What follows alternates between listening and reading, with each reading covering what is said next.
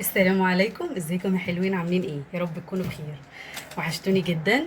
يا رب تكونوا كلكم بخير وفي احسن حال يا رب. عاملين ايه بقى في الاجازه؟ بتعملوا ايه؟ قولوا لي. مع الولاد عملتوا ايه يعني؟ النهارده هنعمل مع بعض غدا كده اللي مهما عملنا ومهما عملنا من اكلات وافتكاسات برضو بنرجع تاني نحن للاكل العادي بتاعنا. هنعمل النهارده فرخه بلدي حلوه كده وشويه بسله خفيفه وطعمها تحفه، هتعجبكم قوي بطريقه سهله جدا. بصراحه بعملها من غير ما بسبكهاش، بتبقى اخف واطعم وهتعجبكم جدا. جربوها وبدون مش هحط فيها لحمه ولا اي حاجه، هي بسله عادي جدا، بس هعملها لكم بطريقه هتعجبكم قوي. يلا مع بعض نبتدي نعمل بسله. اول حاجه نحط معلقه زبده بلدي ومعلقه زبده صفرا معاها. بسم الله. سمنه بلدي على زبده. بسم الله الرحمن الرحيم.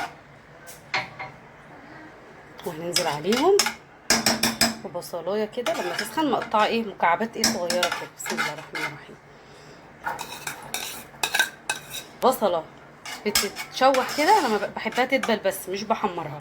عندي هنا نسبة يعني قطعة صغيرة جدا من دهون كده بتاعت لحمة، يعني هي عندي في الفريزر.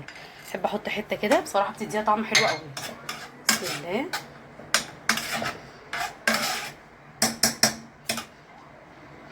اول ما البصلة بدأت اهي تدبل معانا هننزل بقى بسم الله الرحمن الرحيم بالبسلة اللي احنا مفرزينها.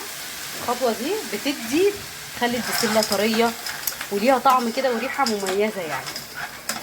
تقعد تشوحها كده مع الزبدة والبصلاية اللي انا قطعتها. وهي بتتشوح كده بننزل عليها بورقة لورا وفلفل اسود ورشة ملح ورشة بابريكا صغيرة. بسم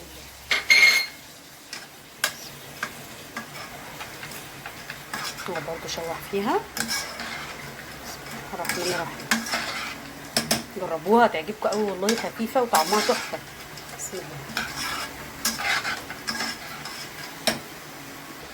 ننزل عليها بقى بعد ما اتشوحت بمعلقة صلصة جاهزة. بسم الله. وراها الطماطم اللي احنا ضربناها في الخلاط. بسم الله.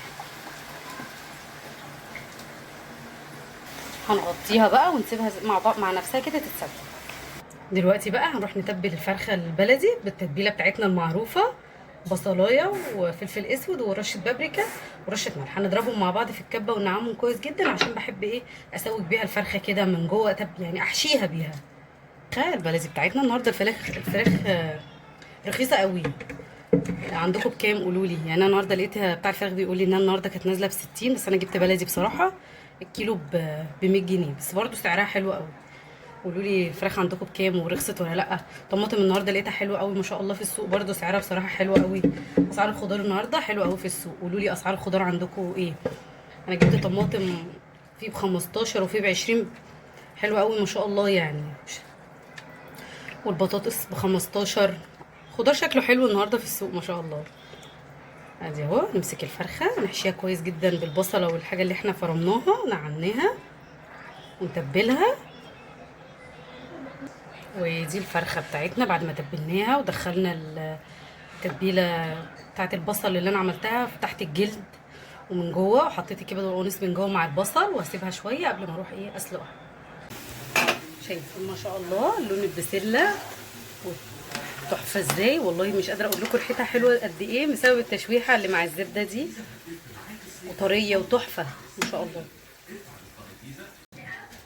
حطيت هنا ميه تغلي ونزلت فيها ببصلايه وطماطمايه عشان انزل فيها بالفرخه.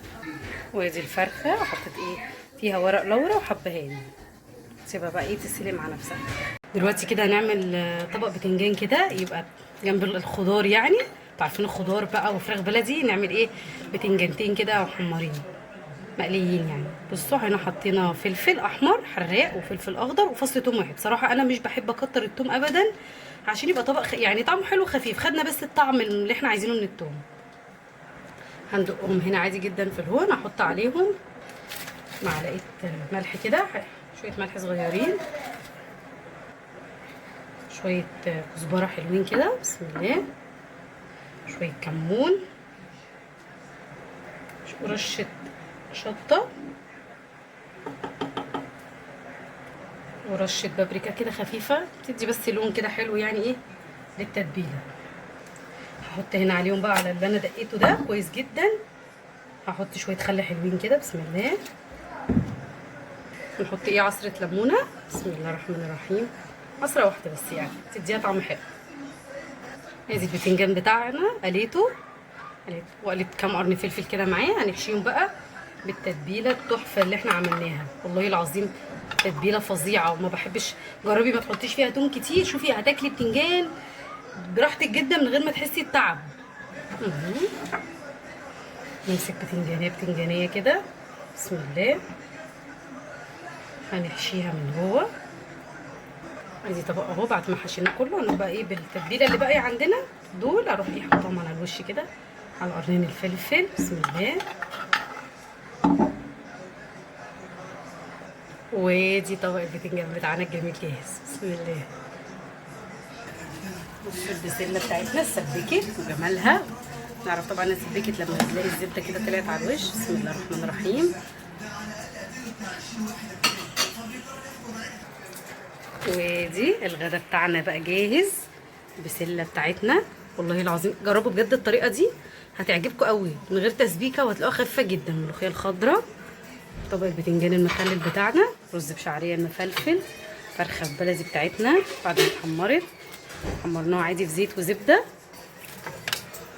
ناخد البسله بتاعتنا ما شاء الله، احلى شويه بسله ممكن تاكليهم من غير تسبيكه ولا لحمه ولا اي حاجه، ما شاء الله. يكون طريقه البسله بتاعتي عجبتكم وتكونوا استفدتوا بالفيديو، يكون فيديو خفيف على قلوبكم.